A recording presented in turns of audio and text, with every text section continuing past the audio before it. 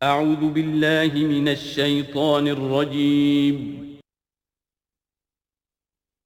بسم اللہ الرحمن الرحیم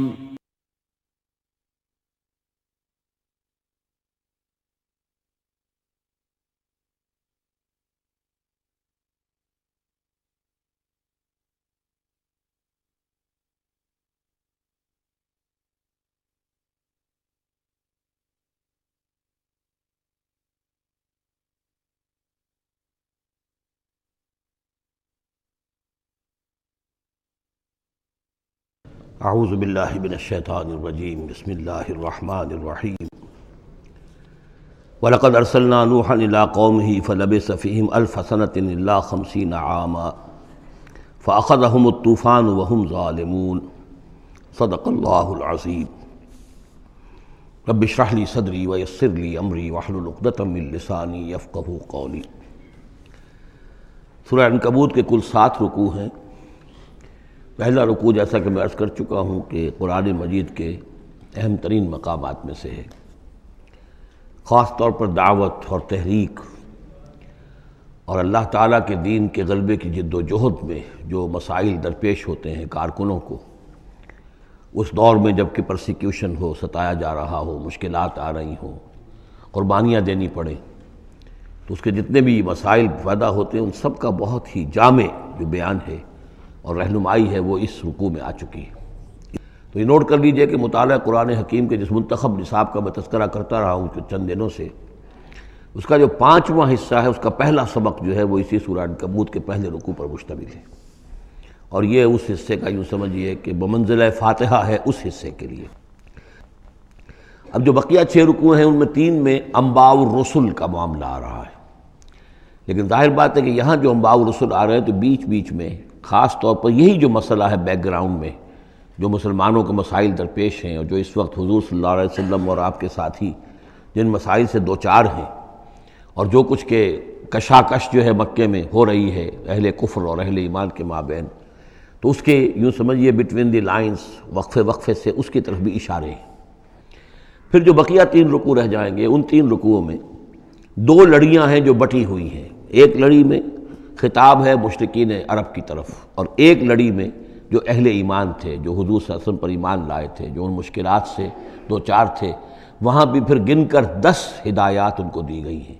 لیکن وہاں یہی ہے کہ وہ بٹی ہوئی ہونے کی وجہ سے لڑیاں وہ کٹا پھٹا معاملہ ہوگا، جیسے کہ سورہ بقرہ میں آپ کو بتا چکا ہوں، یا سورہ نساء میں۔ وَلَقَدْ أَرْسَلْنَا نُوحًا إِلَىٰ قَوْمِهِ، اور ہم نے بھیجا تھا نوح کو اس کی قوم کی طرف، فَلَبِثَ فِيهِمْ أَلْفَ سَنَةٍ إِلَّا 50 عَامًا، تو رہا ان کے مابین وہ 1000 برس سے صرف 50 برس کم، 950 برس۔ حضرت نوح کا ذکر کتنی مرتبہ آ چکا ہے، لیکن یہ بات پہلے کبھی نہیں کہی گئی۔ یہاں کیوں کہی گئی کہ اے مسلمانوں تم ابھی پریشان ہو گئے ہو، ابھی عشق امتحان اور بھی ہیں، اور جیسے کہ سورہ انعام میں آیا تھا، اے نبی اگر آپ کو یہ جھٹلا رہے ہیں وَإِن يُكَذِّبُوكَ فَقَدْ كُذِّبَ رُسُلٌ مِّن قَبْلِكَ، تو آپ سے پہلے ہمارے رسول تھے، انہوں نے صبر کیا۔ ذرا یاد کیجئے کہ ہمارے بندے نوح نے صلی اللہ علیہ السلام 950 برس تک صبر کیا۔ تو اے مسلمانوں تم سوچو، تم ابھی سے گھبرا گئے ہو۔ یہ موج پریشاں خاطر کو پیغام لبے ساحل نے دیا ہے، دور وصال بحر کبھی تو موجوں میں گھبرا بھی گئی۔ فَأَخَذَهُمُ الطُّوفَانُ وَهُمْ ظَالِمُونَ، تو اس کی قوم کو، حضرت نوح کی قوم کو آ پکڑا طوفان نے، اور وہ ظالم تھے، گناہگار تھے۔ فَأَنجَيْنَاهُ وَأَصْحَابَ السَّفِينَةِ، تو ہم نے بچا لیا اس کو، یعنی حضرت نوح کو اور کشتی والوں کو۔ وَجَعَلْنَاهَا آیَةً لِّلْعَالَمِينَ، اور اسے ہم نے بنا دیا تمام جہانوں کے لیے، تمام جہان والوں کے لیے ایک نشانی۔ وَإِبْرَاهِيمَ، اور ہم نے بھیجا ابراہیم کو، اذ قال لقومہ، جب کہ اس نے کہا اپنی قوم سے، اعبدوا اللہ واتقوہ، اللہ کی بندگی اختیار کرو اور اس کا تقوی اختیار کرو۔ ذالکم خیر لکم ان کنتم تعلمون، یہی تمہارے لیے بہتر ہے اگر علم رکھتے ہو۔ انما تعبدون من دون اللہ اوثانا، یہ جن کو تم پوج رہے ہو اللہ کو چھوڑ کر، یہ تو صرف کوئی بت ہیں، ان کے تھان ہیں جو تم نے بنا لیے ہیں۔ وتخلقون افکا، اور تم نے جھوٹ موٹ گھڑا ہوا ہے، یہ اس کی کوئی بنیاد نہیں، کوئی سند نہیں، نہ عقل میں اور نہ ہی کسی اللہ کی اتاری ہوئی کتاب میں۔ ان الذین تعبدون من دون اللہ لا یملکون لکم رزقا، یہ لوگ جنہیں تم پوجتے ہو اللہ کے سوا، وہ تمہیں رزق نہیں دینے کا اختیار رکھتے۔ فابتغوا عند اللہ الرزق، تو رزق تلاش کرو اللہ کے پاس، اللہ سے مانگو رزق، اللہ سے اپنی مشکل کشائی کی درخواست کرو، اللہ سے اپنی حاجت روائی کے لیے دعا کرو، وَاعْبُدُوهُ، اور اس کی بندگی کرو، وَاشْكُرُوا لَهُ، اور اس کا شکر ادا کرو، الیہ ترجعون، یقیناً اسی کی طرف تم لوٹا دیے جاؤ گے۔ اب یہ ذکر حضرت ابراہیم کا کر کر طویل جو ہے ایک جملہ معترضہ آ رہا ہے کہ رخ موڑ دیا گیا ہے اس وقت جو کشاکش ہو رہی تھی حضور کے اور مشرکین مکہ کے درمیان، اب ذکر اس کا ہو رہا ہے۔ وَإِن تُكَذِّبُوا، گویا کہ اب خطاب ہو رہا ہے اہل مکہ سے، اور اگر تم جھٹلا رہے ہو فقد کذب امم من قبلکم، تو دیکھو تم سے پہلے بہت سی قوموں نے جھٹلایا، وما علی الرسول الا البلاغ المبین، اور ہمارے رسول پر محمد پر صلی اللہ علیہ وسلم کوئی ذمہ داری نہیں ہے سوائے واضح طور پر اور صاف صاف پہنچا دینے کے۔ اولم یروا کیف یبدی اللہ الخلق ثم یعیدہ، کیا وہ دیکھتے نہیں ہے کیسے اللہ تعالیٰ تخلیق پہلی مرتبہ کرتا ہے پھر وہ دوبارہ بھی کرے گا۔ ان ذلک علی اللہ یسیر، اور یہ اللہ تعالیٰ پر بہت آسان ہے۔ قل سیروا فی الارض فانظروا، اور تو ان سے کہیے کہ ذرا گھومو پھرو زمین میں اور دیکھو کیف بدا الخلق، کیسے اللہ تعالیٰ پہلے تخلیق کیا ہے اس نے خلق کو، ثم اللہ ینشئ النشأۃ الآخرہ، پھر اللہ اٹھائے گا یا اٹھاتا ہے۔ دنیا میں بھی ہو رہا ہے کہ کھیتی جو ہے وہ ختم ہو گئی، پھر اگلی پھر فصل آ گئی، پھر فصل آ گئی، تو یہ تو ایک سائیکل چل رہا ہے، اور پھر یہ کہ اللہ تعالیٰ دوسری مرتبہ تمہیں اسی طرح اٹھا دے گا۔ نشأۃ آخرہ جو ہے آخرت کی جو تمہیں اٹھانا ہے وہ اللہ کے اختیار میں ہے۔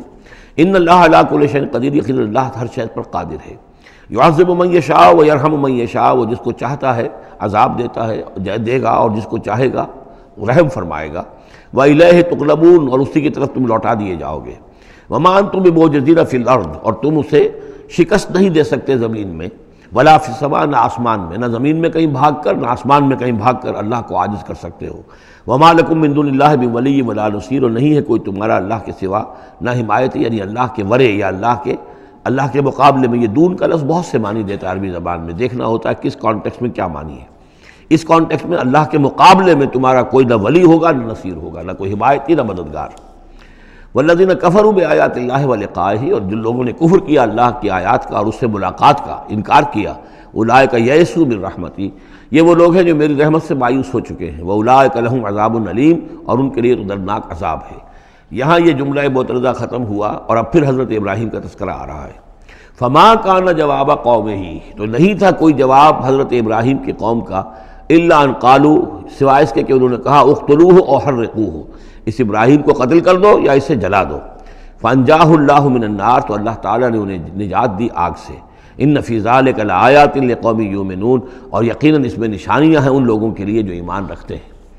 وقال انما اتخذتم من دون اللہ اوثانا مودۃ بینکم فی الحیاۃ الدنیا، اب یہ ہے جو بہت اہم جو بات ہے جو کہی ہے انہوں نے، اور انہوں نے کہا حضرت ابراہیم علیہ السلام نے کہ دیکھو تم نے جو یہ اللہ کے سوا بت بنا رکھے ہیں، انہیں پوجتے ہو، یہ بھی تم بھی جانتے ہو کہ ان کے پاس کچھ نہیں ہے، تم بھی جانتے ہو کہ ان کو کوئی اختیار حاصل نہیں ہے، تم بھی اور واقع ہو چکے میرے متنبع کرنے کے نتیجے میں تم آگاہ ہو چکے ہو کہ یہ تمہاری حماقت ہے، لیکن تم کیوں چمٹے ہوئے ہو؟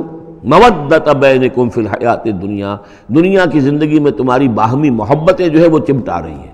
اب کیا کریں، ہماری قوم ہے، ہماری برادری ہے، ہمارا خاندان ہے، وہ سب یہی کر رہا ہے، میں اگر چھوڑ دوں گا تو میں آؤٹ کاسٹ ہو جاؤں گا، میں تو نکل جاؤں گا پھر برادری سے، اکیلا آدمی کیسا رہے۔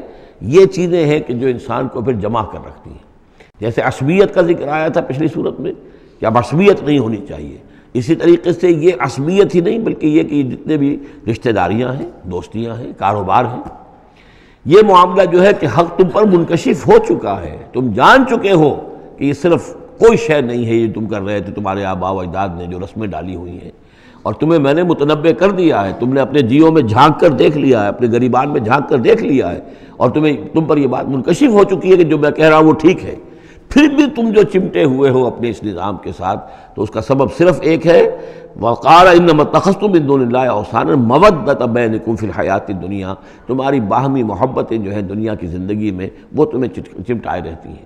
یہی معاملہ ہے اس دنیا میں جب کوئی تحریک اٹھتی ہے اللہ کے دین کے کام کرنے کے لیے، اور بہت مخلص لوگ اس میں شامل ہوتے ہیں، محنت کرتے ہیں، کوشش کرتے ہیں۔ فرض کیجئے کسی شخص سے کوئی غلطی ہو گئی، کوئی غلط رخ مڑ گئی تحریک، اب وہ تحریک جو ہے وہ کافی عرصے کے بعد اس کے اثرات ظاہر ہوئے، اس کے نتائج جو ہے لوگوں کے سامنے آ رہے ہیں، محسوس بھی ہو جاتا ہے کہ یہ واقعتاً ہم کسی غلط راستے پر آ گئے ہیں، لیکن یہ کہ پھر وہ ایک عصبیت جماعتی ایسی پیدا ہو جاتی ہے کہ سب کچھ ماننے کے باوجود پھر اس جماعت کو چھوڑنے کو تیار نہیں ہوتے۔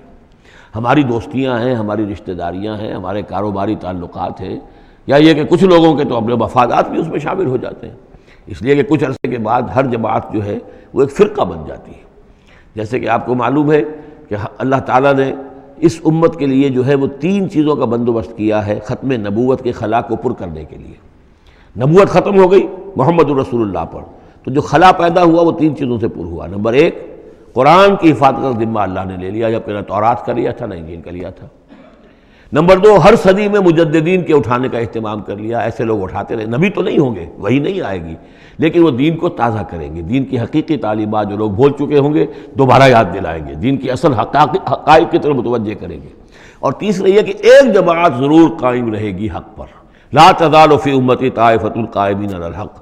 اب ہوتا کیا ہے، ایک صدی میں کوئی ایک مجدد اٹھا، اس نے ایک محنت کی، کوشش کی، جد و جہد کی، کچھ لوگ اس کے گرد آ گئے، جمع ہو گئے، اعوان و انصار ہو گئے، وہ ایک جماعت بن گئے۔ لیکن یہ کہ اگلی نسل میں کیا ہوگا، یہ لوگ جو آئے تھے اس کے ساتھ یہ تو آئے تھے فیس ویلیو پر، اس کو قبول کرنے کے، یہ دعوت صحیح ہے، لیکن ان کی اولاد اب اس لیے چمٹ رہی ہے کہ ہمارے والد تھے اس جماعت میں۔ اب یہ عصبیت کا ایک سلسلہ شروع ہوا۔ تیسری نسل میں آ کر پھر یہ ہو جاتا ہے اتنے عرصے میں اس جماعت کا ایک حلقہ بن گیا، اس کے آپس کے دوستیاں ہیں، تعلقات ہیں، لین دین بھی، یہ رشتہ داریاں بھی ہو گئی ہیں، لہذا وہ ایک فرقے کی شکل اختیار کر لیتے ہیں۔ اب اس فرقے کے ساتھ چمٹ کر لوگ رہتے ہیں، لیکن پھر اللہ تعالیٰ کسی اور کو اٹھاتا ہے، اور پھر کوئی اللہ کا بندہ جو ہے اسی کام کو اثر نو شروع کرتا ہے۔ یہی ہوتا آیا ہے، اسی لیے ہر صدی میں مجددین، اس لیے کہ تیسری نسل میں آ کر دعوت جو ہے وہ لازماً اس کے اندر خرابی پیدا ہو جاتی ہے۔ اس لیے کہ حضور نے بھی فرمایا خیر امتی قرنی ثم الذین یلونہم ثم الذین یلونہم، بہترین میری امت کا دور تو ہے میرا اپنا دور، پھر وہ جو میرے بعد ہیں، اور پھر وہ جو ان کے بعد ہیں۔ تو 3 نسلوں کو آپ نے خیر قرار دیا ہے۔ اس کے بعد ظاہر بات ہے زوال آیا ہے، ہمارے ہاں بھی آیا ہے۔ جب حضور کی قائم کی ہوئی جماعت میں زوال آ گیا تو اور کون ہوگا بڑا سے بڑا شخص کہ جس کی قائم کی ہوئی کسی جماعت میں زوال نہ آئے۔ تو یہ تو چیزیں ہوتی ہیں، لیکن ہر شخص کو ہر وقت دیکھنا چاہیے کہ آج کے دور میں دین کا وہ کام کس کے حوالے اللہ نے کیا ہے، کس کو توفیق دی ہے جو صحیح طریقے پر اس کام کو کر رہا ہے، اور اس کا ساتھ دینا چاہیے۔ کسی جماعتی عصبیت، جس طرح کسی قبائلی عصبیت کے اندر مبتلا نہیں ہونا چاہیے، ایسے ہی کسی جماعتی عصبیت میں بھی مبتلا نہیں ہونا چاہیے۔ یہ ہے وہ اہم بات جو یہاں آئی ہے۔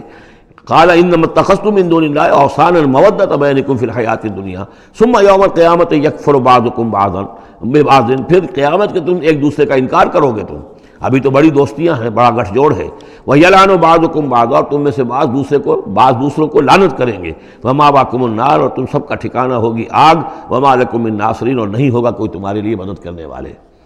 فآمن لہ لوط، تو حضرت لوط ایمان لے آئے حضرت ابراہیم پر، وہ ان کے بھتیجے تھے۔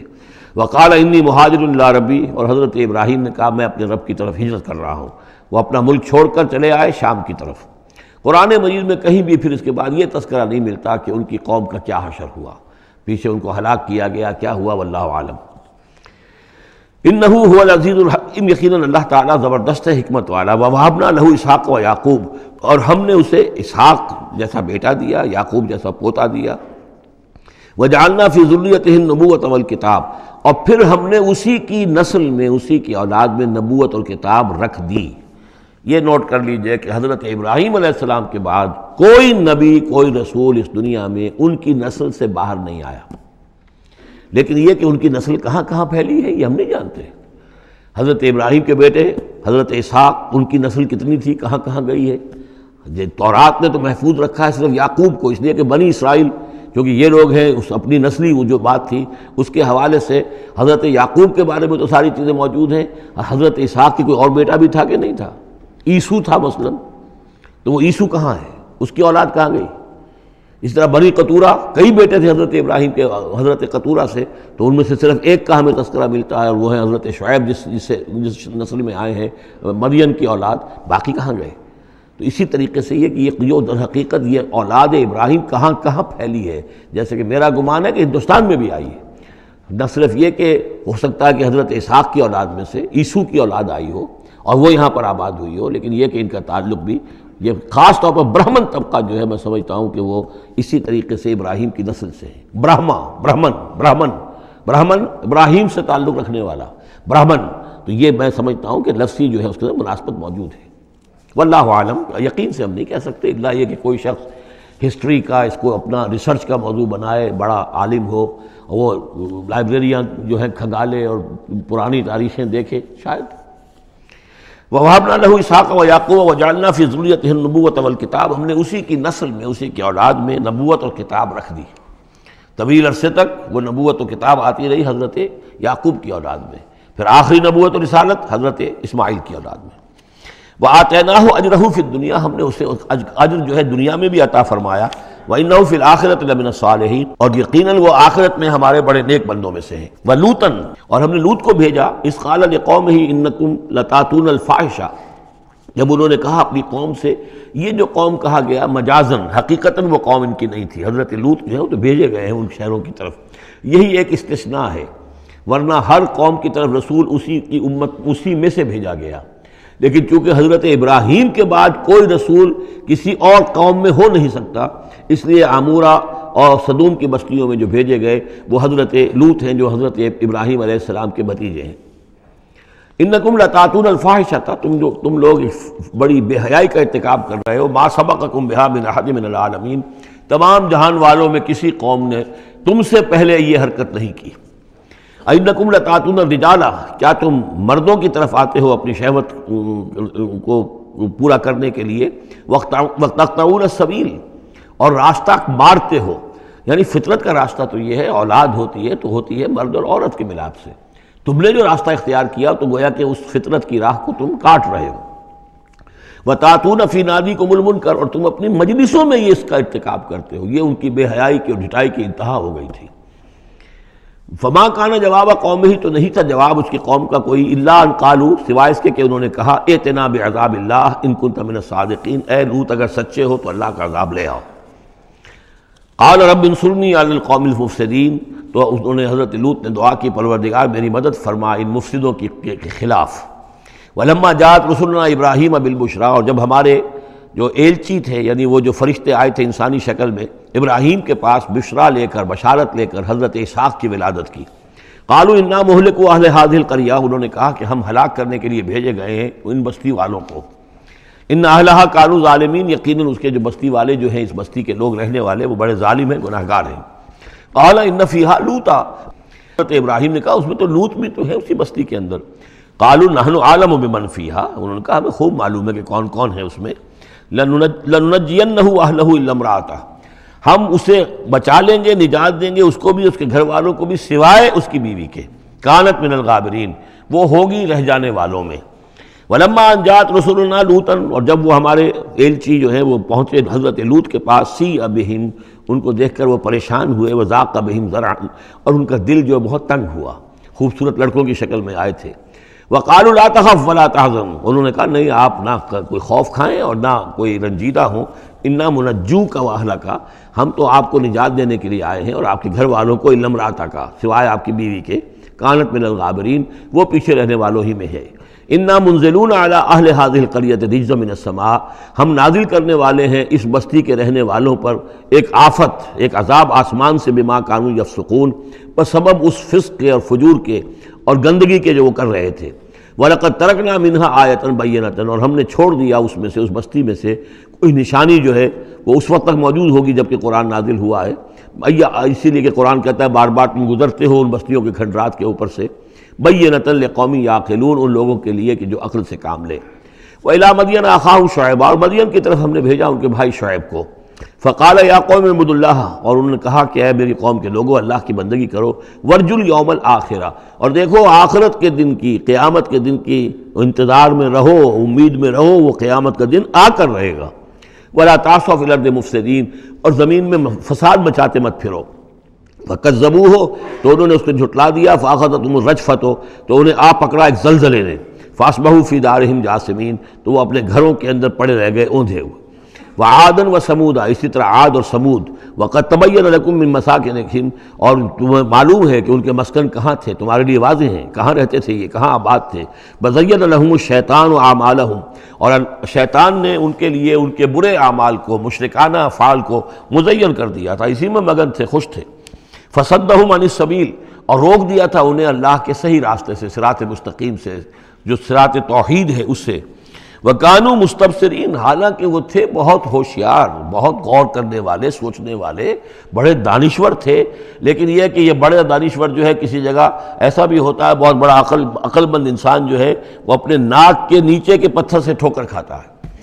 اور اس کی سب سے بڑی مثال جو ہے وہ ہمارے آج کل کے سائنسدان ہیں. کتنی باریکیاں دیکھ رہے ہیں اس کائنات کی، سب کچھ دیکھ لیا، اللہ نظر نہیں آتا. کہاں سے کہاں دیکھ رہے ہیں، کتنی بڑی بڑی ٹیلیسکوپس ہیں، اور کتنے ٹریلین وہ لائٹ ایئرز کے اوپر دریافت کر رہے ہیں کہ نیا ستارہ وجود میں آ گیا، سب کچھ ہو رہا ہے. لیکن یہ کہ ان تمام چیزوں کو دیکھنے کے باوجود ان کا دماغ اللہ کی طرف منتقل نہیں ہوتا. یہ ہے کہ ایک طرف سے اندھے ہیں، ایک آنکھ کھلی ہے، ایک آنکھ اندھی ہے. تو اگرچہ وہ بھی تھے بڑے ہوشیار، مستبصرین، یعنی استبصار جو ہے یہ باب استفعال، دیکھنا، بڑے غور سے دیکھا کرتے تھے، مشاہدہ کرتے تھے، آبزرو کرتے تھے، سب کچھ تھے. باقی سب کچھ نظر آیا انہیں، ڈھونڈنے والا ستاروں کی گزرگاہوں کا، اپنے افکار کی دنیا میں سفر کر نہ سکا. وہ ساری جو ہے وہ ستاروں کی گزرگاہیں جو ہے ان کی تحقیق ہو رہی ہے. لیکن یہ کہ میں خود کون ہوں، کہاں سے آیا ہوں، کہاں جا رہا ہوں، میری زندگی کا مال کیا ہے، اس کا مقصد کیا ہے. بس پیدا ہونا، کھانا پینا، جانوروں کی طرح رہنا اور ختم ہو جانا. Is that all? Is death the end of our existence? کیا موت پر ہمارے وجود کا خاتمہ ہو جائے گا؟ تو کیا زندگی ہوئی. عمر دراز مانگ کے لائے تھے 4 دن، 2 آرزو میں کٹ گئے، 2 انتظار میں. کتنا وقت تو گزر گیا. بچپن کے اندر ابھی فہم ہی نہیں تھا، لڑکپن ہے، اس کے بعد نوجوانی ہے، اس کے کچھ اپنے ہی اور جو ہے اس کی کیفیات ہوتی ہیں. جب ذرا ہوش اور شعور آیا ہے، ایک ذرا ہوش میں آنے کے خطا کار ہیں ہم، اور اس کے بعد پھر بڑھاپا آ گیا، اور اس کے بعد جو ہے کہ لا یعلم من بعد علم شیئا. بس یہی زندگی ہے. یہ اشرف المخلوقات ہے، یہ مسجود ملائک کی زندگی یہ ہے؟ نہیں. اصل زندگی تو ہے تو اسے پیمانہ امروز و فردا سے نہ ناپ، جاویداں پہ ہمدماں ہر دم جواں ہے زندگی. وہ زندگی تو ابدی ہے. یہ تو اس کا چھوٹا سا حصہ علیحدہ کر کے ایک امتحانی وقفہ بنا دیا ہے. اسے ایک امتحانی وقفہ ہے، 3 گھنٹے کا نہیں، 30 سال کا صحیح، بس اس کے علاوہ کچھ نہیں. کوانٹیٹیو فرق ہے، کوالٹیٹیو نہیں. وَقَارُونَ وَفِرْعَوْنَ وَحَامَانَ، اور ہلاک کیا ہم نے قارون کو بھی اور فرعون کو بھی اور حامان کو بھی. وَلَقَدْ جَاءَهُم مُوسَىٰ بِالْبَيِّنَاتِ، ان کے پاس موسیٰ آئے تھے واضح تعلیمات لے کر. فَاسْتَكْبَرُوا فِي الْأَرْضِ، انہوں نے زمین میں تکبر کیا. وَمَا كَانُوا سَابِقِينَ، لیکن یہ کہ وہ ہماری پکڑ سے بچ کر نکل جانے والے نہیں تھے، ہم سے آگے نہیں نکل سکتے تھے. فَكُلًّا أَخَذْنَا بِذَنبِهِ، ہم نے سب کو پکڑا ان کے گناہوں کی پاداش میں. فَمِنْهُمْ مَنْ أَرْسَلْنَا عَلَيْهِمْ حَاصِبًا، تو ان میں وہ بھی تھے کہ جن پر ہم نے ایسی زوردار ہوا بھیجی جس میں پتھراؤ تھا. وہ ہوا جو ہے ان پر پتھراؤ کر رہی تھی. تو یہ قوم لوط پر بھی ہوا ہے، اور بعض حضرات کے نزدیک قوم عاد پر بھی. سخرها عليهم 7 ليال و8 أيام حسوما فترى القوم فيها صرعا، ایک ایسی تیز آندھی آئی ہے، 7 دن اور 7 راتیں اور 8 دن چلتی رہی کہ اس نے اٹھا کر پٹخا ہے. اور اس میں وہ کنکر بھی تھے، وہ بلٹس کا کام کر رہے تھے، جو اور سے بڑے پتھر تھے وہ کام کر رہے تھے، میزائلز کا. تو یہ سب کے سب ہلاک ہو گئے. فَمِنْهُمْ من ارسلنا علیہ حاصبا ومنہم من اخذته الصیحہ، اور ان میں سے وہ بھی تھے کہ جن کو ایک چنگھاڑ نے آ پکڑا. یہ سمود اور اہل مدین تھے. ومنہم من خسفنا به الارض، ان میں وہ بھی تھے کہ جنہیں ہم نے زمین میں دھسا دیا. یہ قارون کا معاملہ ہے جو سورہ قصص میں آ چکا ہے. ومنہم من اغرقنا، اور وہ بھی تھے جنہیں ہم نے غرق کر دیا. اور غرق کرنے کے 2 طریقے ہوئے. ایک تو یہ کہ جو قوم آباد تھی، قوم نوح جہاں تھی وہی غرق کیا، وہی کا وہی. لیکن یہ کہ ایک یہ ہے کہ فرعون کو اور اس کے فوج کو اور لاؤ لشکر کو ان کے محل سے نکال کر، ان کے شہروں سے نکال کر لا کر اور دریا سمندر میں غرق کیا. وما كان الله ليظلمهم، لیکن اللہ تعالیٰ ان پر ظلم کرنے والا نہیں تھا. ولكن كانوا انفسهم يظلمون، بلکہ یہ تو وہ خود اپنے اوپر ظلم کر رہے تھے. مثل الذين اتخذوا من دون الله اولیاء كمثل العنكبوت، یہ بھی اس حصے کی ان 3 رکوعوں کی بڑی اہم آیت ہے، تمثیل ہے. مثال ان لوگوں کی کہ جنہوں نے اللہ کے سوا کسی کو اپنا حمایتی بنا رکھا ہے. یہ حمایتی غیر مرئی بھی ہو سکتے ہیں، جیسے یہ ہماری دیوی ہے، یہ دیوتا ہے، یہ اس کی کرپا چاہیے، اس کی نظر کرم ہو. یہ ہمارے جو اولیاء اللہ ہیں، ذرا ان کی طرف سے اگر کچھ ہمیں فیض پہنچ جائے. اور یہ بھی ہوتا ہے دنیا میں بھی، مادی اعتبار سے بھی. اور یہ جو بھی کاز اینڈ ایفیکٹ کا سلسلہ، اس کے تحت بھی تو ہم آخر لوگوں کو اپنا دوست سمجھتے ہیں، یہ ہمارے حمایتی ہیں، یہ ہماری مدد کریں گے.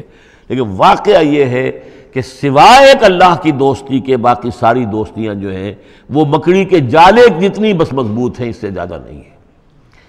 مثل الذین اتخذوا من دون اللہ اولیاء کمثل العنکبوت، جن لوگوں نے اللہ کو چھوڑ کر کسی اور کو اپنا پشت پناہ اور مددگار بنایا ہے، کسی اور پر توکل ہے، کسی اور پر سہارا ہے، امریکہ ہماری مدد کرے گا۔ وہ جو کچھ 71 میں ہوا وہ آپ کو معلوم ہے، وہ بیڑا اس کا جہاز بھی آ رہا تھا، لیکن یہ کہ کوئی مدد ہماری نہیں کی گئی، کوئی نہیں ہے، کوئی کسی کا سہارا بننے والا نہیں ہے۔ سہارا تو اگر کوئی ہے تو وہ اللہ ہے، لیکن اس کو تم نے چھوڑ دیا، اس کو سہارا نہیں بنایا۔ مثل الذین اتخذوا من دون اللہ اولیاء کمثل العنکبوت اتخذت بیتا، یہ بکری بھی تو ایک گھر بناتی ہے، جالا بناتی ہے۔ وَإِنَّ أَوْهَنَ الْبُيُوتِ لَبَيْتُ الْعَنكَبُوتِ، اور سب جانتے ہیں کہ تمام گھروں میں سب سے زیادہ کمزور گھر وہ اس مکڑی کا گھر ہے۔ لَوْ كَانُوا يَعْلَمُونَ، کاش کہ انہیں معلوم ہوتا۔ إِنَّ اللَّهَ يَعْلَمُ مَا يَدْعُونَ مِن دُونِهِ مِن شَيْءٍ، اللہ خوب جانتا ہے کہ جس کو یہ پکار رہے ہیں اللہ کے سوا کوئی شے ہے ہی نہیں۔ وَهُوَ الْعَزِيزُ الْحَكِيمُ، اور وہ زبردست ہے حکمت والا۔ وَتِلْكَ الْأَمْثَالُ نَضْرِبُهَا لِلنَّاسِ وَمَا يَعْقِلُهَا إِلَّا الْعَالِمُونَ، اور یہ مثالیں ہیں کہ جو ہم لوگوں کے لیے بیان کرتے ہیں لیکن نہیں سمجھتے ان سے مگر وہی لوگ کہ جو علم رکھنے والے ہیں۔ خلق اللہ السماوات والارض، اللہ تعالیٰ نے آسمان اور زمین تخلیق فرمائے بالحق، حق کے ساتھ۔ ان فی ذلک لآیۃ للمؤمنین، یقیناً اس میں نشانی ہے اہل ایمان کے لیے۔ اب یہ جو بقیہ 3 رکوع ہیں 21ویں پارے میں آ رہے ہیں، یہ جیسا کہ میں نے عرض کیا اس میں 2 لڑیاں ہیں بٹی ہوئی۔ ایک لڑی ہے خطاب اہل ایمان سے، یہاں ایک جگہ آپ کو مل جائے گا کہ براہ راست خطاب بھی ہے، یا عبادی الذین آمنوا، یا ایھا الذین آمنوا والا جو ہے کہ جو مدنی صورتوں میں جو خطاب کا صیغہ ہے وہ تو یہاں بھی نہیں آیا، لیکن براہ راست خطاب کیا ہے۔ لیکن یہ کہ اگر گنتی کریں گے تو کچھ 10 احکام اور دیے گئے ہیں ان لوگوں کو جو دین کے لیے کسی محنت کے اندر جد و جہد میں، اس کو غالب کرنے کی کسی کوشش میں، اس کی تحریک میں، اس کی دعوت میں لگے ہوئے ہوں، اور اس میں ان کے لیے مصائب ہوں، مشکلات ہوں، تکالیف ہوں، پریشانیاں ہوں، تو ان کے لیے کیا ہدایات ہیں۔ سب سے پہلی ہدایت 100 ہدایتوں کی ایک ہدایت، اتل ما اوحی الیک من الکتاب، تلاوت کرتے رہا کرو اس شے کی جو وحی کی گئی ہے آپ کی جانب کتاب میں سے۔ یہی ہم پڑھ چکے ہیں سورہ کہف میں بھی، واتل ما اوحی الیک من کتاب ربک لا مبدل لکلماتہ ولن تجد من دونہ ملتحدا۔ وہی بات، سب سے بڑا سہارا بندہ مومن کا کیا ہے؟ اللہ پر جتنا یقین ہوگا، اللہ پر جتنا بھروسہ ہوگا، اللہ سے جتنا تعلق ہوگا اتنا ہی صبر کرے گا۔ وَاصْبِرْ وَمَا صَبْرُكَ إِلَّا بِاللَّهِ، اور اللہ کے ساتھ تعلق کا سب سے بڑے ذریعہ یہ قرآن مجید ہے۔ طرفوا بِأَيْدِيكُمْ وَطَرَفُوا بِيَدِ اللَّهِ، اس کا ایک سرا تمہارے ہاتھ میں ہے، ایک سرا اللہ کے ہاتھ میں ہے۔ القرآن حبل اللہ الممدود من السماء إلى الأرض، حضرت عبداللہ ابن مسعود کی روایت کردہ حدیث ہے، حضور نے فرمایا یہ اللہ کی رسی ہے، مضبوطی کے ساتھ تھام لو اس کو، یہ تنی ہوئی ہے زمین سے آسمان تک۔ تو وَاعْتَصِمُوا بِحَبْلِ اللَّهِ جَمِيعًا، تو اس کے لیے یہ کہ قرآن پڑھا کرو۔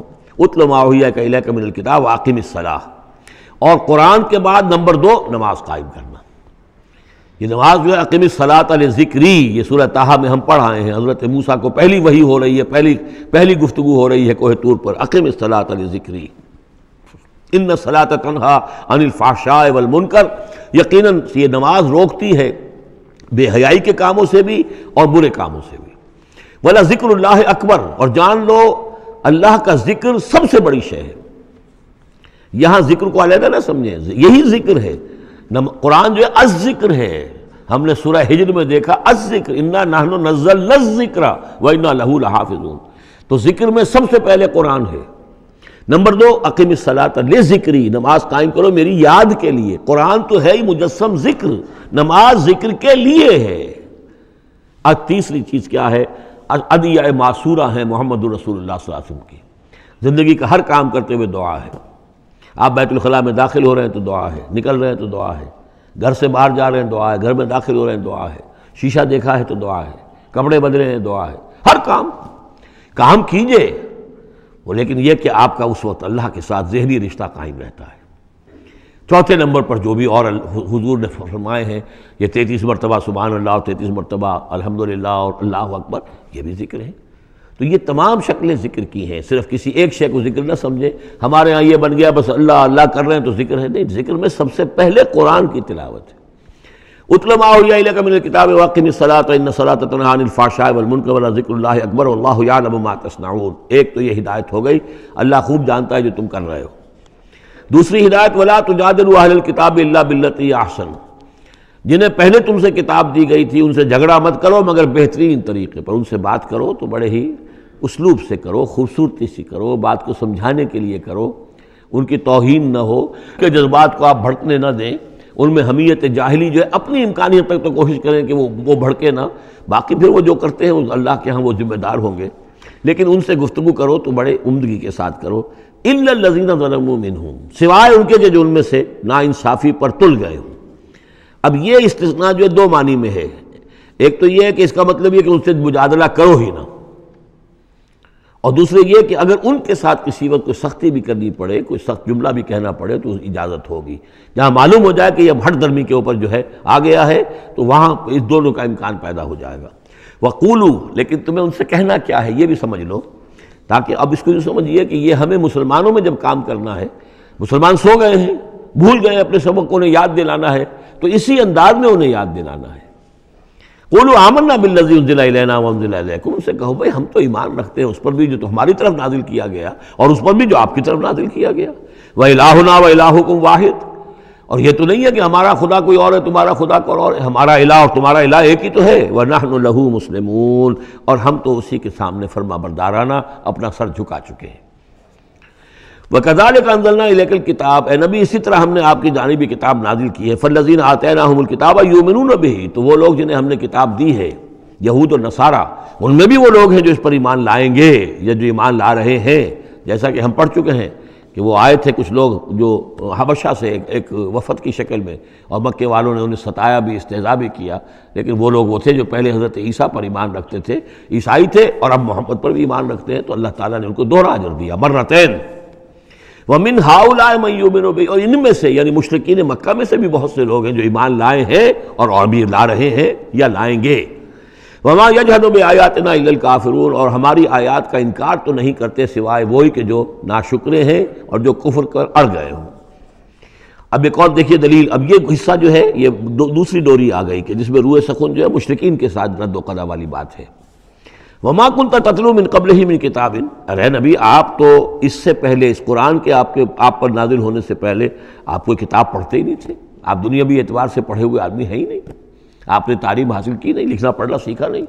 وَلَا تَخُطُّهُ بِيَمِينِكَ، نہ ہی آپ اپنے داہنے ہاتھ سے کچھ لکھتے تھے، کوئی کتاب لکھتے تھے، نہ پڑھتے تھے نہ لکھتے تھے۔ اِذًا لَارْتَابَ الْمُبْطِلُونَ، تو اس شکل میں تو ان کو جو اس کو باطل قرار دے رہے ہیں یہ لوگ جو جھوٹے کہہ رہے ہیں محمد کو، اس شکل میں تو پھر ان کے پاس کوئی کا کوئی شک کرنے کی گنجائش ہو جاتی کہ یہ بڑا لکھنے پڑھنے والے آدمی تھے، مشق کرتے کرتے بہت اچھی چیزیں بھی لکھنے لگے ہیں، اب ان کی زبان جو ہے مچ گئی ہے، قلم جو ہے وہ مچ گیا ہے، لہذا اب قرآن جیسی شے بھی تصنیف کر لی انہوں نے۔ اگر پہلے سے یہ عمل ہوتا، لیکن تم تو جانتے ہو کہ ہمارے اس نبی محمد نے صلی اللہ علیہ وسلم انہوں نے تو کبھی لکھنا پڑھنا سیکھا ہی نہیں۔ وَمَا كُنْتَ تَتْلُو مِن قَبْلِهِ مِن كِتَابٍ، اے نبی آپ تو نہیں پڑھا کرتے تھے اس کتاب سے پہلے کوئی کتاب۔ وَلَا تَخُطُّهُ بِيَمِينِكَ، اور نہ آپ اسے اپنے داہنے ہاتھ سے لکھتے تھے۔ اِذًا لَارْتَابَ الْمُبْطِلُونَ، تب تو ان لوگوں کو شک کرنے کی گنجائش پیدا ہو جاتی۔ بل هُوَ آیاتٌ بَيِّنَاتٌ فِي صُدُورِ الَّذِينَ أُوتُوا الْعِلْمَ، بلکہ یہ تو آیات بینات ہیں، بڑی روشن ان لوگوں کے سینوں میں جنہیں علم دیا گیا ہے، وہ جانتے ہیں سابقہ جو کتابوں والے ہیں۔ وَمَا يَجْحَدُ بِآيَاتِنَا إِلَّا الظَّالِمُونَ، اور ہماری آیات کا انکار نہیں کرتے مگر وہی جو ظالم ہیں۔ وَقَالُوا لَوْلَا أُنزِلَ عَلَيْهِ آیَاتٌ مِّن رَّبِّهِ، اور وہ کہتے ہیں کہ کیوں نہیں نازل کی جاتی ان کے اوپر کوئی نشانیاں ان کے رب کی طرف سے، وہی باتیں جو مستقل طور پر چلی آ رہی ہیں۔ قُلْ إِنَّمَا الْآيَاتُ مِنْ اللَّهِ، نبی کہہ دیجئے نشانیوں کا اختیار کل کا کل اللہ کے ہاتھ میں ہے۔ وَإِنَّمَا أَنَا نَذِيرٌ مُّبِينٌ، اور میں تو صرف واضح طور پر خبردار کر دینے والا ہوں۔ أَوَلَمْ يَكْفِهِمْ أَنَّا أَنزَلْنَا عَلَيْكَ الْكِتَابَ يُتْلَىٰ عَلَيْهِمْ، کیا ان لوگوں کے لیے یہ نشانی کافی نہیں ہے کہ اے محمد ہم نے آپ پر یہ کتاب نازل کر دی ہے جو ان کو پڑھ کر سنائی جا رہی ہے؟ کیا یہ قرآن معجزہ نہیں ہے؟ کتنی مرتبہ ان کو چیلنج کیا گیا اس قرآن جیسی ایک صورت ہی بنا لاؤ، 10 صورتیں بنا لاؤ، کیا یہ معجزہ نہیں ہے؟ کیا یہ عاجز نہیں آ چکے ہیں؟ اولم یکفہم، تو کیا یہ نشانی ان کے لیے کافی نہیں؟ اگر تو حق کا طالب ہو، ہدایت کا طالب ہو، تو یہ نشانی بھی کافی ہے۔ اولم یکفہم انا انزلنا علیک الکتاب یتلی علیہم ان فی ذلک لرحمۃ وذکری لقوم یؤمنون، یقیناً اس میں رحمت ہے اور یاد دہانی ہے، تذکیر ہے ان لوگوں کے لیے کہ جو مانتے ہیں۔ قل کفی باللہ بینی و بین شہیدا بینکم شہیدا، کہہ دیجئے میرے اور تمہارے درمیان اللہ کافی ہے بطور گواہ، وہ جانتا ہے کہ اس نے مجھے رسول بنایا ہے، وہ جانتا ہے کہ قرآن اس نے مجھ پر نازل کیا ہے۔ یعلم ما فی السماوات والارض، وہ جانتا ہے جو کچھ کہ آسمانوں میں ہے اور زمین میں ہے، والذین آمنوا بالباطل، اور وہ لوگ جو باطل پر ایمان رکھتے ہیں، وکفروا باللہ، اور اللہ کا کفر کرتے ہیں، اولئک هم الخاسرون، یقیناً وہی لوگ ہوں گے جو خسارے پانے والے ہیں۔ وَيَسْتَعْجِلُونَكَ بِالْعَذَابِ، یہ جلدی مچا رہے ہیں کہ لے آؤ عذاب، وَلَوْلَا أَجَلٌ مُّسَمًّى، اور اگر پہلے سے ایک وقت معین طے نہ ہو چکا ہوتا، لَجَاءَهُمُ الْعَذَابُ، تو پھر ان پر عذاب آ چکا ہوتا، وَلَا يَأْتِيَنَّهُمْ بَغْتَةً، اور وہ ان پر آئے گا تو اچانک آئے گا، وَهُمْ لَا يَشْعُرُونَ، اور انہیں پتہ بھی نہیں ہوگا۔ یستعجلونک بالعذاب، یہ نبی پھر دوبارہ یہ الفاظ آئے، نوٹ کیجئے، بہت لطیف بات ہے، یہ عذاب کی جلدی مچا رہے ہیں۔ وَإِنَّ جَهَنَّمَ مُحِيطَةٌ بِالْكَافِرِينَ، حالانکہ جہنم ان کا احاطہ کر چکی ہے۔ یہ ایسے ہی ہے کہ جیسے کسی شہر کے باہر دشمن آ چکا ہو اور اس نے محاصرہ کر لیا ہو، شہر والوں کو پتہ ہی نہ ہو۔ تو اس طریقے سے وہ چونکہ غیر مرئی ہے جہنم، نظر نہیں آ رہی، ورنہ حقیقت میں تو جہنم ان کا احاطہ کر چکی ہے۔ یوم یغشاہم العذاب، جس دن کے عذاب ان کو آ کر ڈھانپ لے گا، ان پر چھا جائے گا، من فوقہم ومن تحت ارجلہم، ان کے اوپر سے بھی اور ان کے نیچے سے بھی، ان کے قدموں کے نیچے سے بھی۔ ویقول ذوقوا ما کنتم تعملون، اور پھر کہا جائے گا چکھو اپنے کرتوتوں کا مزہ۔ اب یہاں وہ تیسری ہدایت آ رہی، دو پہلے میں نے گنوائی تھی، اتل ما اوحی الیک من کتاب ربک من الکتاب واقم الصلاۃ ان الصلاۃ تنہی عن الفحشاء والمنکر ولذکر اللہ اکبر۔ دوسری ولا تجادلوا اہل الکتاب الا بالتی ہی احسن الا الذین ظلموا منہم۔ اب دیکھیے تیسری، یا عبادی الذین آمنوا ان ارضی واسعۃ فایای فاعبدون، اے میرے وہ بندو جو ایمان لائے ہو۔ پورے مکی قرآن میں یہ آیت ہے براہ راست خطاب، یا آئے گی آگے چل کر یا عبادی الذین اسرفوا علی انفسہم، بس یا ایھا الذین آمنوا، یہ مکی مدنی دور کی اصطلاح ہے۔ یا عبادی الذین آمنوا، بڑا اس میں جو ہے نا بڑی عنایت ہے، شفقت ہے، اے میرے وہ بندو جو مجھ پر ایمان لائے ہو، ان ارضی واسعۃ، میری زمین بڑی کشادہ ہے۔ کیا معنی ہے؟ اگر مکے میں تم پر تمہارا قافیہ تنگ کر دیا گیا ہے، اگر مکے میں زندگی تمہارے لیے محال کر دی گئی ہے توحید پر رہتے ہوئے، چھوڑ دو اس مکے کو۔ یہ ہجرت کا اشارہ ہے، در حقیقت ہجرت حبشہ جو ہے یہ اس کی طرف رہنمائی ہے اس آیت کے اندر، کہ چلے جاؤ، اگر یہاں برداشت سے باہر ہو رہا ہے، تمہارے لیے ناقابل برداشت اگر ہو رہا ہے یہاں کا معاملہ، اور نہیں مزید تو ہندر پاتے، تو اس ملک کو چھوڑ، اس جگہ کو چھوڑ دو۔ یا عبادی الذین آمنوا ان ارضی واسعۃ، میری زمین بڑی کشادہ ہے، فایای فاعبدون، پس صرف میری ہی بندگی کرو۔ چوتھی ہدایت، کل نفس ذائقۃ الموت، دیکھو موت تو آنی ہی آنی ہے، آج آ جائے کل آ جائے، آج نہ آئے کل آ جائے گی۔ آخر عمار اور یاسر کو ابو جہل نے اگر فرض کرو کہ ذبح کر دیا ہے، تو فرض کیجئے کہ چند دن اور جیتے تو موت تو پھر بھی آنی تھی نا۔ تو کل نفس ذائقۃ الموت، اگر یہ بات ذہن میں رہے کہ موت تو آنی ہی آنی ہے، آج نہیں تو کل، تو پھر بھی انسان جو ہے اس کے اندر ہمت بنی رہے گی کہ میں خامخواہ اپنی زندگی بچانے کے لیے حق کو چھوڑوں اور باطل سے ساز باز کروں، اس سے مصالحت کروں۔ ثم الینا ترجعون، اور پھر تم ہماری طرف لوٹا دیے جاؤ گے۔ پانچویں بات، والذین آمنوا وعملوا الصالحات لنبوئنہم من الجنۃ غرفا، ہمارے اس وعدے پر پختہ یقین رکھو کہ جو ایمان لائیں گے اور نیک عمل کریں گے، ہم لازماً ان کو جگہ دیں گے اس جنت کے بالا خانوں میں، جو سورہ فرقان کے آخری رکوع میں آیا تھا، اولئک یجزون الغرفۃ بما صبروا، انہیں غرفہ بالا خانہ ملے گا۔ تو من الجنت غرفاً، جروں کے بالا خانے ملیں گے جنت کے، تجری من تحت الانہار خالدین فیہا، جس کے نیچے ندیاں بہتی ہوں گی، اس میں وہ ہمیشہ ہمیشہ رہیں گے۔ نعم اجر العاملین، کیا ہی اچھا ہوگا عمل کرنے والوں کا اجر۔ چھٹی بات، الذین صبروا وعلی ربہم یتوکلون، وہ لوگ کہ جو صبر کریں اور اپنے رب پر توکل کریں۔ صبر کرو اور توکل کرو، دو ہی چیزیں ہیں، جو آئے جھیلو، صبر کرو، برداشت کرو، اور جو کچھ کرنا ہے اس میں توکل اللہ پر ہو، اپنی ذات پر نہیں، اپنی طاقت پر نہیں، اپنی صلاحیت پر نہیں، اپنی ذہانت پر نہیں، اپنی فطانت پر نہیں، اپنی لیاقت پر نہیں، سارا توکل اللہ پر، نہ مادی اسباب و وسائل پر۔ اگلی ہدایت اور آ رہی ہے، وَكَأَيٍّ مِّن دَابَّةٍ لَا تَحْمِلُ رِزْقَهَا، یہ بھی نہ سمجھو کہ تمہارا رزق جو ہے کسی کے قبضے میں ہے وہ روک دے گا، اور تمہیں کیا کھاؤ گے کیا پیو گے۔ وَكَأَيٍّ مِّن دَابَّةٍ، تم دیکھتے نہیں کتنے حیوانات ہیں زمین میں، لا تحمل رزقها، کیا وہ اپنا رزق اٹھائے پھرتے ہیں؟ بڑا پیارے الفاظ ہیں انجیل میں، متی کی انجیل میں حضرت مسیح علیہ السلام کا جو پہاڑی کا وعظ ہے، اس میں انہوں نے اپنے شاگردوں سے خطاب کر کے کہا، کیوں فکر کرتے ہو کہ کیا کھاؤ گے کیا پیو گے؟ جنگل کی چڑیوں کو نہیں دیکھتے نہ وہ کاشت کرتی ہیں، نہ ہل چلاتی ہیں، نہ بیج بوتی ہیں، نہ فصل کاٹ کر کہیں رکھتی ہیں، نہ کھتے بھرتی ہیں، پھر بھی میں تم سے کہتا ہوں کہ وہ خالی پیٹ صبح گھر سے نکلتی ہیں، شام کو آسودہ ہو کر آ جاتی ہیں۔ تو جو رب تمہارا جو رب ان کو چڑیوں کو کھلا رہا ہے وہ تمہیں نہیں کھلائے گا؟ اور کیوں فکر کرتے ہو کہ کیا پہنو گے، لباس کہاں سے ملے گا؟ جنگل کی سوسن کو نہیں دیکھتے کہ جتنا خوبصورت لباس اس کو اللہ نے دیکھ رکھا ہے؟ یہ جو بھی پودے ہیں اور جو پھول ہیں ان کے، تو سلیمان بھی اپنی ساری شان و شوکت کے باوجود ویسا ملبس نہ تھا، ویسا خوبصورت لباس تو سلیمان کو بھی میسر نہیں تھا جو اللہ نے ان پھولوں کو دے رکھا ہے۔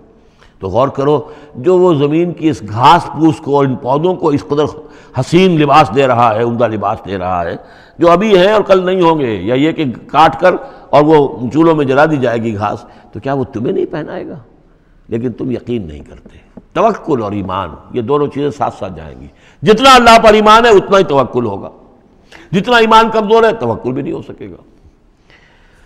تو الذین صبروا علی ربہم یتوکلون وکأی من دابۃ لا تحمل رزقها، یہ سارے جو ہیں چوپائے اپنا رزق لیے نہیں پھرتے، اللہ یرزقها وإیاکم، اللہ انہیں بھی رزق دیتا ہے، تمہیں بھی دے گا، وہو السمیع العلیم، اور یقیناً وہ سب کچھ سننے والا جاننے والا ہے۔ ایسا نہیں کہ اسے معلوم نہ ہو کہ میرا بندہ بھوکا ہے، میرا وفادار، میرا سپاہی، میرے دین کے لیے کام کرنے والا، اسے یہ معلوم نہ ہو کہ اس کو احتیاج ہے، اس کی کوئی ضرورت ہے۔ وہ نہ معلوم کس کے دل میں ڈالے گا کہ جو اس کے لیے ذریعہ بنا دے گا اس کو، اور اس کی ضرورت پوری ہو جائے گی۔ اب اس کے بعد وہ دوسری کڑی آ گئی کہ جس میں پھر اب وہ مشرکین مکہ سے وَلَئِن سَأَلْتَهُم مَّن خَلَقَ السَّمَاوَاتِ وَالْأَرْضَ وَسَخَّرَ الشَّمْسَ وَالْقَمَرَ، اگر ان سے آپ پوچھیں گے کس نے پیدا کیا آسمان اور زمین اور کس نے مسخر کیا سورج اور چاند کو، لَيَقُولُنَّ اللَّهُ، وہ کہیں گے اللہ نے، فَأَنَّىٰ يُؤْفَكُونَ، پھر کہاں سے یہ لوٹا دیے جاتے ہیں۔ اللہ یبسط الرزق لمن یشاء من عبادہ ویقدر لہ، یہ اللہ ہی ہے کہ جو اپنے بندوں میں سے جس کے لیے چاہتا ہے رزق کو کشادہ کر دیتا ہے، اور جس کے لیے چاہتا ہے ماپ تول کر دیتا ہے، کم کر دیتا ہے۔ ان اللہ بکل شیء علیم، یقیناً اللہ تعالیٰ ہر چیز پر ہر چیز کا علم رکھتا ہے۔ وَلَئِن سَأَلْتَهُم مَّن نَّزَّلَ مِنَ السَّمَاءِ مَاءً فَأَحْيَا بِهِ الْأَرْضَ مِن بَعْدِ مَوْتِهَا، اور اگر آپ ان سے پوچھیں گے کس نے برسایا آسمان سے پانی اور زندہ کیا زمین کو اس کے مردہ ہو جانے کے بعد، لَيَقُولُنَّ اللَّهُ، وہ کہیں گے فوراً اللہ نے کیا۔ قُلِ الْحَمْدُ لِلَّهِ، کہو پھر کل حمد کل شکر بھی اللہ ہی کے لیے ہے، بل اکثرہم لا یعقلون، لیکن یہ لوگ ان کی اکثریت عقل سے کام نہیں لیتی۔ اب اگلی اور ہدایت آ رہی اہل ایمان کے لیے، وما هذه الحیاۃ الدنیا الا لہو ولعب وان الدار الآخرۃ لہی الحیوان لو کانوا یعلمون۔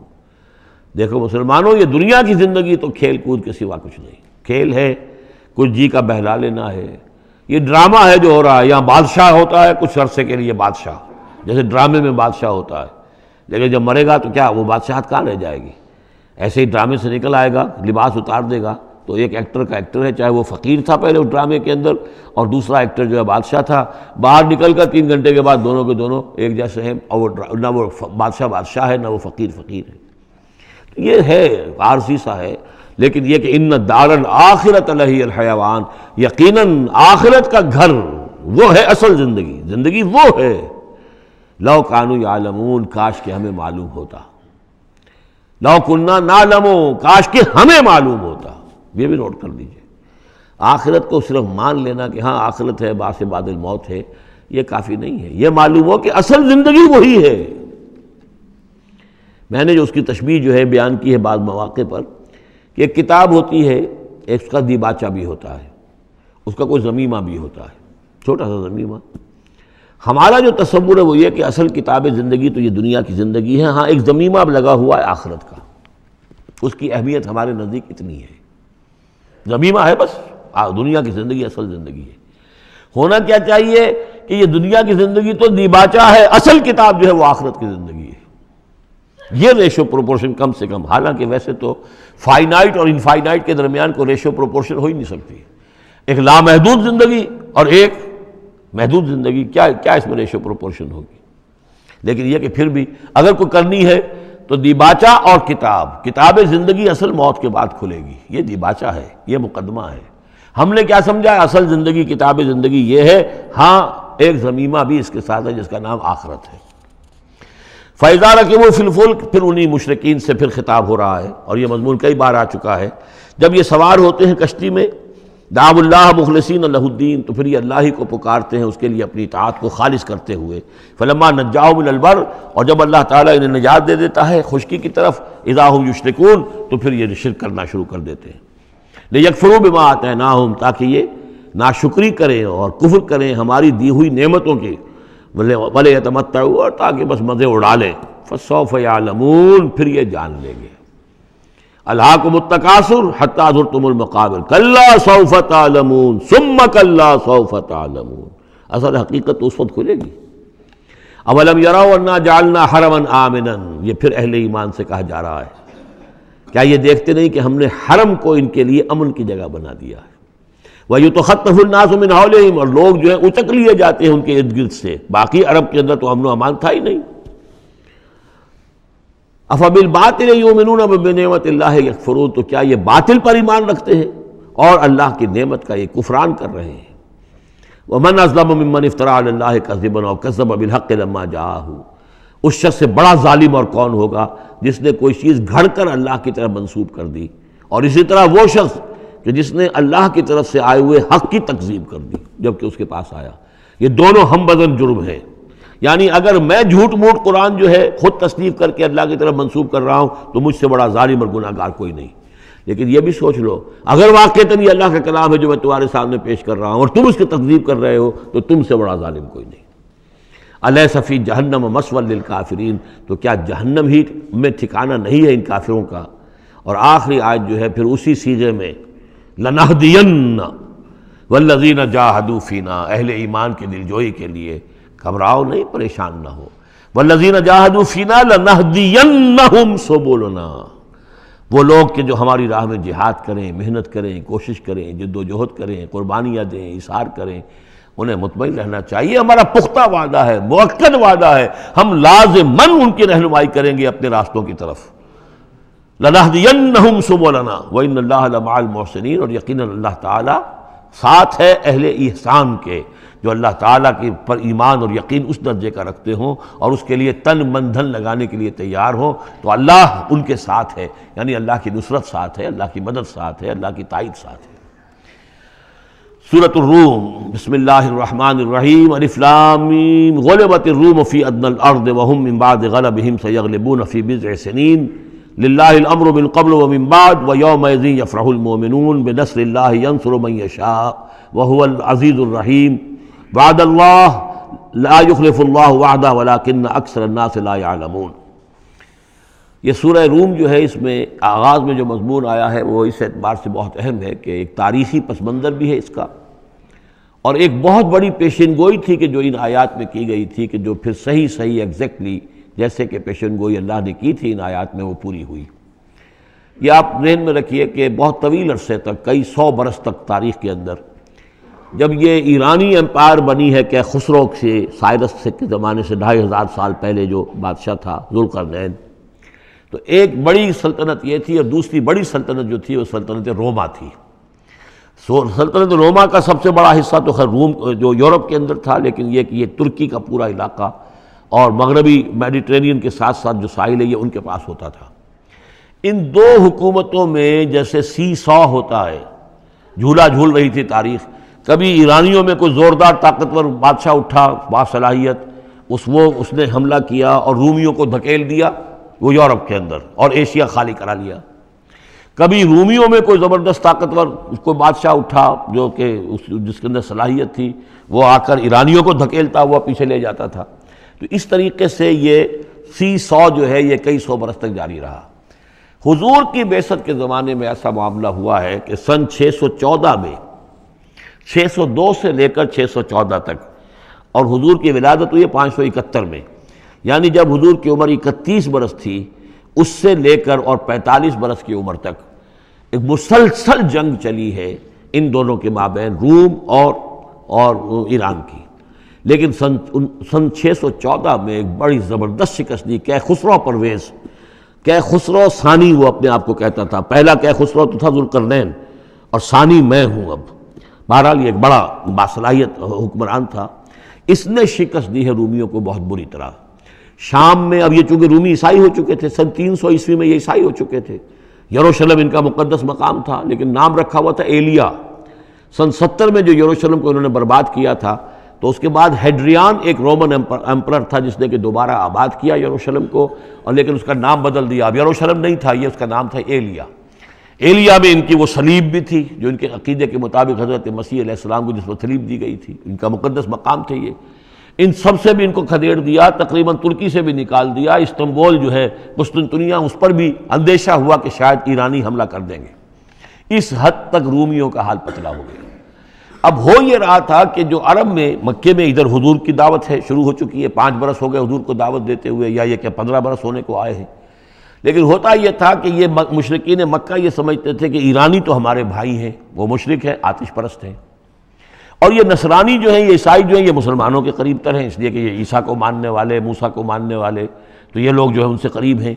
تو وہ بغلے میں جا رہے تھے کہ مسلمانوں تمہارے جو ساتھی ہیں یا تم جیسے جو لوگ ہیں، تمہارے قریب کے لوگ پٹ رہے ہیں، دیکھو ہمارے ساتھی جو ہیں وہ بڑے فتح مند ہو رہے ہیں، وہ آگ کے پوجنے والے، وہ مشرک جو نہ موسیٰ کو مانتے ہیں، نہ عیسیٰ کو مانتے ہیں، نہ تورات کو مانتے ہیں، نہ انجیل کو مانتے ہیں، انہوں نے تمہارے ان ساتھیوں کو کس طریقے سے کھدیڑ دیا ہے، شکست دی ہے. تو اس پر مسلمانوں کو صدمہ ہوا. اس پر یہ آیات نازل ہوئی کہ اگرچہ اس وقت تو فی الواقع صورت یہ بن گئی ہے، لیکن چند ہی سالوں کے اندر یہ صورت بدل جائے گی، اور یہ کہ رومیوں کو غلبہ حاصل ہو جائے گا. یہ پیشن گوئی کی گئی.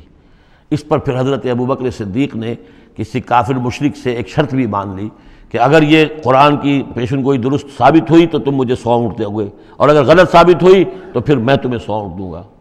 لیکن حضور انہوں نے کیے تھے، شاید 3-4 سال کی یہ عہد کیا تھا.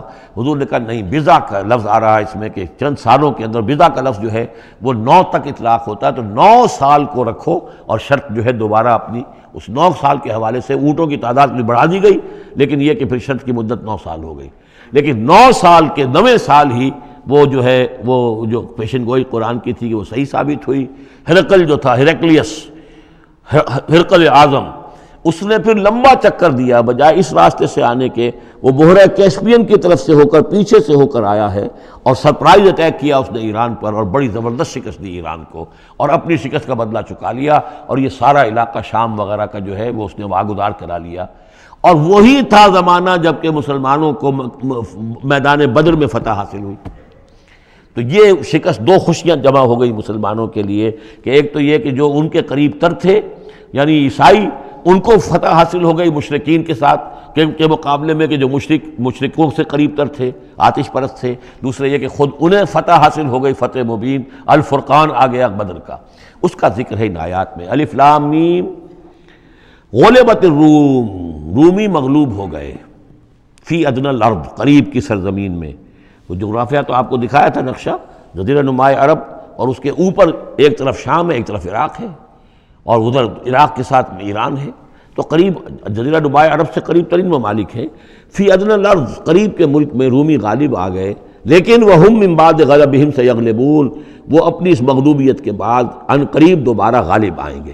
فی بضع سنین، چند سالوں میں. اور یہ بضع کا لفظ جو ہے یہ 9 تک پر اس کا اطلاق ہوتا ہے، 10 سے کم 9. تو حضور نے اسی لیے کہا کہ 9 سال، چونکہ تم شرط مان لو، اور شرط اس وقت تک شرط لگانا حرام قرار نہیں دیا گیا تھا. ابھی نہ جوئے کی حرمت آئی ہے، نہ شراب کی حرمت آئی ہے، اس لیے اس میں آپ کوئی تعجب نہ کریں کہ حضرت ابوبکر نے شرط لگائی.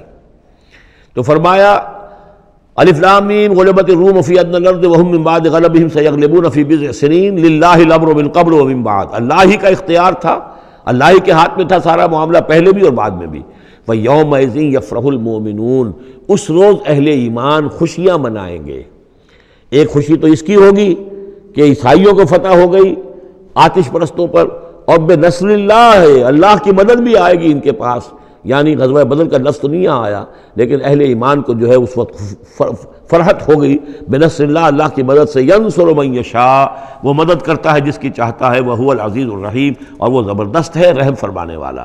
وعد اللہ، یہ اللہ کا وعدہ ہے، یہ ہو کر رہے گا. لا یخلف اللہ وعدہ، اور اللہ تعالیٰ اپنے وعدے کے خلاف نہیں کرتا. ولکن اکثر الناس لا یعلمون، لیکن اکثر لوگ علم نہیں رکھتے. یہ ہیں وہ 6 آیات کہ جو اس موقع پر نازل ہوئی ہیں. اور اس کو سمجھ لیجئے کہ یہ تقریباً 614 عیسوی، جبکہ حضور صلی اللہ علیہ وسلم کو دعوت دیتے ہوئے تقریباً 5 برس ہو گئے تھے. 610 میں 5واں برس تھا، 610 میں آپ پر وحی شروع ہوئی ہے. اور پھر 9 برس کے بعد وہ غزوہ بدر بھی ہوا اور ان کو بھی فتح حاصل ہو گئی. یعلمون ظاہرا من الحیات الدنیا، یہ لوگ جو ہیں، اب یہ باقی تو جو مدنی صورت مکی صورت ہے سورہ روم، اور یہ بہت مشابہ ہے سورہ نحل کے، اللہ تعالیٰ کی نعمتوں کے حوالے سے، اللہ تعالیٰ تو تذکیر بے آلاء اللہ کے حوالے سے اس کا مضمون وہی ہے بنیادی۔ یعلمون ظاہرا من الحیات الدنیا، یہ لوگ دنیا کی زندگی کو بھی صرف ظاہر کو جانتے ہیں، وہم عن الآخرۃ ہم غافلون، اور آخرت سے یہ بالکل ہی غافل ہیں۔ یعنی دنیا کی زندگی کی حقیقت یہ ہے کہ یہ مزرعۃ الآخرہ ہے، دنیا کی زندگی کی بھی اصل حقیقت یہ ہے کہ یہ کھیتی ہے جس میں بونا ہے آخرت میں کاٹنے کے لیے۔ وہ یہ بھول گئے کہ یہ آخرت کی کھیتی ہے، باقی جو ظاہر ہے اس کا کھاؤ پیو عیش کرو، بس یہی ان کے سامنے رہ گیا ہے، اور آخرت ان کے ذہنوں سے بالکل اوجھل ہو گئی ہے۔ اولم یتفکروا فی انفسہم، کیا یہ اپنی ذات میں غور نہیں کرتے؟ وان ما خلق اللہ السماوات والارض وما بینہما الا بالحق، نہیں پیدا کیا اللہ نے آسمانوں کو اور زمین کو، جو کچھ بھی ان دونوں کے مابین ہے، مگر حق کے ساتھ، واجل مسمى، اور ایک وقت معین تک کے لیے۔ یہ دائمی نہیں ہے، ہمیشہ رہنے والی نہیں ہے، اور یہ ایسے ہی کار عبث نہیں ہے۔ ربنا ما خلقت ھذا باطلا سبحانک فقنا عذاب النار وَإِنَّ كَثِيرًا مِّنَ النَّاسِ بِلِقَاءِ رَبِّهِمْ لَكَافِرُونَ، اور یقیناً بہت سے لوگ جو ہیں اپنے رب سے ملاقات کا انکار کرتے ہیں۔ اولم یسیروا فی الارض فینظروا کیف کان عاقبۃ الذین من قبلہم، تو کیا یہ لوگ زمین میں گھومے پھرے نہیں ہیں کہ وہ دیکھتے کہ کیا انجام ہوا ان کا جو ان سے پہلے تھے۔ کانوا اشد منہم قوۃ، وہ کہیں زیادہ تھے شدید ان کے مقابلے میں قوت میں، وَأَثَارُوا الْأَرْضَ وَعَمَرُوهَا، اور انہوں نے زمین کو کاشت کیا اور اس کو آباد کیا، اکثر مما عمروها، اس سے کہیں زیادہ جتنا کہ انہوں نے آباد کیا ہے۔ وجاءتهم رسلهم بالبینات، اور ان کے پاس بھی آئے تھے ان کے رسول کھلی نشانیاں لے کر اور واضح تعلیمات لے کر۔ فما کان اللہ لیظلمہم، تو اللہ تعالیٰ ان پر ظلم کرنے والا نہیں تھا، ولکن کانوا انفسہم یظلمون، بلکہ انہوں نے خود اپنی جانوں پر آپ ہی ظلم کیا۔ ثم کان عاقبۃ الذین اساءوا السوء، پھر اس کے بعد جن لوگوں نے برے کام کیے، بری روش اختیار کی، تو ان کا پھر انجام بھی برا ہوا۔ ان کذبوا بآیات اللہ، انہوں نے اللہ تعالیٰ کی آیات کو جھٹلایا، وکانوا بہا یستہزئون، اور وہ اس کا ٹھٹھا کرتے رہے۔ اللہ یبدأ الخلق ثم یعیدہ، اللہ تعالیٰ پہلی مرتبہ پیدا کرتا ہے، ثم یعیدہ، یعیدہ بار بار آیا ہے، اس کا ترجمہ کہیں میں حال میں کر رہا ہوں اور کہیں مستقبل میں۔ فعل مضارع جو عربی زبان میں وہ دونوں کو کور کرتا ہے۔ اللہ تعالیٰ کیسے پیدا کرتا ہے پہلی مرتبہ، اور پھر دوبارہ پیدا کرتا ہے، یعنی فصل ہے ایک ہوئی ہے، پھر اس کے بعد دوسری ہوئی ہے، تیسری ہوئی ہے، اور یہ بھی ہے کہ دوبارہ پیدا کرے گا یعنی آخرت میں۔ ثم الیہ ترجعون، پھر تمہیں اسی کی طرف لوٹ جانا ہے۔ ویوم تقوم الساعۃ یبلس المجرمون، جس روز قیامت قائم ہو جائے گی مجرم اس روز جو ہیں بالکل مایوس ہو کر رہ جائیں گے۔ ولم یکن لہم من شرکائہم شفاع، اور نہیں ہوں گے ان کے شریکوں میں سے کوئی بھی ان کے لیے شفاعت کرنے والے۔ وَكَانُوا بِشُرَكَائِهِمْ كَافِرِينَ، اور خود یہ بھی اس روز پھر اپنے ان شرکاء کا کفر کریں گے جب دیکھیں گے کہ وہ ہمارا کوئی مدد کرنے کو تیار نہیں۔ وَيَوْمَ تَقُومُ السَّاعَةُ يَوْمَئِذٍ يَتَفَرَّقُونَ، جس روز قیامت قائم ہوگی اس روز یہ تقسیم ہو جائیں گے، پولرائزیشن ہو جائے گی، علیحدہ علیحدہ ہو جائیں گے۔ کیا ہوگی پولرائزیشن؟ فَأَمَّا الَّذِينَ آمَنُوا وَعَمِلُوا الصَّالِحَاتِ فَهُمْ فِي رَوْضَةٍ يُحْبَرُونَ، تو وہ لوگ جو ایمان لائے تھے اور جنہوں نے نیک عمل کیے تھے وہ ہوں گے باغ میں، اور وہاں ان کی آؤ بھگت ہو رہی ہوگی، تواضع ہو رہی ہوگی۔ وَأَمَّا الَّذِينَ كَفَرُوا وَكَذَّبُوا بِآيَاتِنَا وَلِقَاءِ الْآخِرَةِ، اور وہ لوگ جنہوں نے کفر کیا تھا اور ہماری آیات کو جھٹلایا تھا اور آخرت کی ملاقات کا انکار کیا تھا، فَأُولَٰئِكَ فِي الْعَذَابِ مُحْضَرُونَ، تو وہ عذاب میں حاضر کر دیے جائیں گے، پکڑے ہوئے گرفتار کر کے عذاب میں لا کر حاضر کر دیے جائیں گے۔ فَسُبْحَانَ اللَّهِ حِينَ تُمْسُونَ وَحِينَ تُصْبِحُونَ، یہ اسی انداز میں دیکھیے سورہ نحل میں یہ آیت آئی تھی، بس اور انعام میں بھی۔ پھر اللہ ہی پاک ہے اس وقت بھی جب تمہیں شام ہوتی ہے، تم شام کرتے ہو، وحین تصبحون، اور جب کہ تم دوپہر ہوتی ہے، وحین تصبح جب صبح کرتے ہو، وَلَهُ الْحَمْدُ فِي السَّمَاوَاتِ وَالْأَرْضِ، اور اسی کے لیے ہے حمد اور تعریف آسمانوں میں اور زمین میں، وَعَشِيًّا وَحِينَ تُظْهِرُونَ، اور رات کے وقت بھی اور جب کہ دوپہر ہوتی ہے، ظہر کا وقت ہوتا ہے۔ یہ بھی نمازوں کے اوقات ہی کے حوالے سے، صبح کے وقت کی نماز ہے، شام کے وقت کی نماز ہے، رات کی نماز ہے، ظہر کی نماز ہے۔ یخرج الحی من المیت، وہ نکالتا ہے زندہ کو مردہ سے۔ انڈا بے جان شے ہے، اس میں زندگی کے کوئی آثار موجود نہیں ہے، اس میں سے چوزہ برآمد ہوتا ہے جاندار۔ ویخرج المیت من الحی، اسی طرح مرغی سے انڈا برآمد ہوتا ہے، اور بھی جو بہت سی چیزیں کہ جو نکل رہی ہیں۔ ویحیی الارض بعد موتہا، اور وہ زندہ کر دیتا ہے زمین کو اس کے مرنے کے بعد۔